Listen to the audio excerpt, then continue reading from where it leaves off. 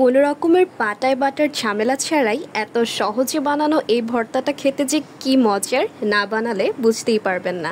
আসসালামু আলাইকুম and welcome to my page Nisho. প্রথমে চুলা একটি প্যানে সামান্য পরিমাণে সরিষার তেল দিয়ে খোসা ছাড়িয়ে রাখা রসুনের কোয়াগুলোকে ভালোভাবে ব্রাউন করে টেলে নিতে হবে। আজকের ভর্তার রসুন কিন্তু মেইন ইনগ্রেডিয়েন্ট। এরকম ব্রাউন হয়ে ভেতরে হালকা সেদ্ধ হয়ে এলে চুলা থেকে তুলে নিব। অবশিষ্ট তেলে দুটো শুকনো মরিচ ভালোভাবে টেলে নিব। সবশেষে সেম প্যানে পেঁয়াজ কুচি ও দুটো কাঁচা মরিচ কিছুক্ষণের জন্য সটে করে নিব। এরকম ব্রাউন করে সটে করা হয়ে গেলেই একটি বাটিতে তুলে নিচ্ছি। এবারে দুটো শুকনো মরিচ লবণ দিয়ে ভালোভাবে চটকে নিচ্ছি। এবারে একে একে ভেজে রাখা রসুন, পেঁয়াজ ও কাঁচা মরিচ নিয়ে খুব ভালোভাবে ম্যাশ করে নিতে হবে। চেষ্টা করবেন একটু সময় নিয়ে ভালো করে ম্যাশ করে নিতে। তবে আপনারা চাইলে পাটায় বেটেও এই ভর্তাটি করে নিতে পারেন। সবশেষে কিছু ধনেপাতা কুচি দিয়ে আরো কিছুক্ষণ ম্যাশ করে নেওয়ার পর তৈরি হয়ে যাবে মজাদার রসুনের ভর্তা।